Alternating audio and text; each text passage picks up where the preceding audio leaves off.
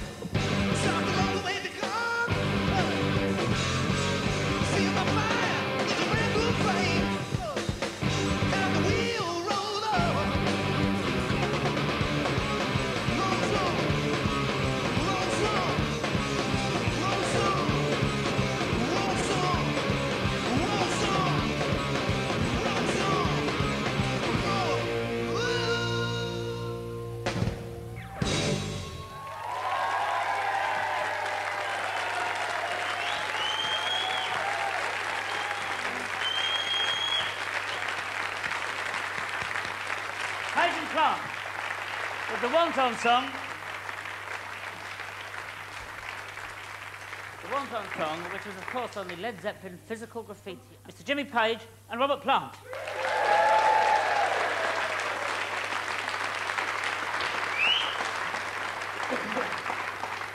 Well, welcome to the show. It's very nice to have you here, and I think the first question that we need answering is that when did you both first meet one another? June 68. Whereabouts was that? Would you concur? June 68, yeah. About that, yeah. Teachers Training College in Birmingham. I was in a tiny band. I think the audience here is about 10 times the audience I was playing to that night. And Jimmy was looking to continue the Yardbirds, the new Yardbirds. And he came up to me and said, "I'm looking for Robert Plant." And I said, "Yeah, I'm here." He said, "Oh, I thought you were the roadie." And how did you know that to look for Robert? What was it that you'd heard? Had you heard him sing or anything on the tape or anything like that? Just heard rumours? No, he came recommended by a singer called Terry Reid, who was really, really, really great, you know, and I really liked his vocal approach. And he said, "Well, if you like the way I sing, you'd really like Robert," because he just signed a solo deal. So I went up to the Midlands in search of Robert.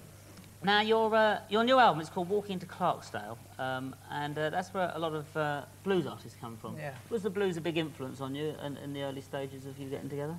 when we were kids, I think we were running on parallel lines with their love of Howlin' Wolf and the whole Chicago blues scene, because it was a bit more relative to the electric guitar and the power. But the first real commercial, professional recordings of blues within the sort of structure of selling records, Clarksdale was a very important center for that. And I've traveled through there a few times in the last few years. And when you think about a town that was so important, that people flocked from all over the Mississippi Delta to be a part of this, to try and touch it, to be a part of it, maybe it would rub off a little bit of that early fame and stuff. And when you go through now, it's like a tiny, weeny little town, sleepy. Did you ever see John Lee Hooker? Oh, yeah. And where did you see him? Well, I saw him the first time he came over here on one of those blues packages in about 64. Ah, well, I think we might have a you might be in the audience dancing to this footage that we've got of him right here. That train kept rolling. I told the conductor, don't stop this train. Let it roll till the whole state out of sight. Why? Let it move. Let it move. Yes, sir. Yes, sir. Yes, sir.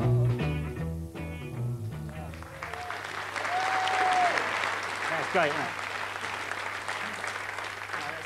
it? And so, what did you learn, do you think, from the guitar players, like the blues guitar players? Well, I remember when I went to see him, it was at the Fairfield Halls in Croydon, and he was just playing on his own, and I was just spellbound by him, you know. It was incredible. It's like a symphony orchestra, isn't it? When there's Yeah. one Well, person on their yeah, own. But There's so much going on within it. But I yeah. mean, there was so much to learn. What a textbook from those blues players. Really. You said 94 you got back together, Yeah. the two of you. Is it different now to how it was when you first started out? Yeah, I think it's more fun now, really. It's not so frantic. We don't expect...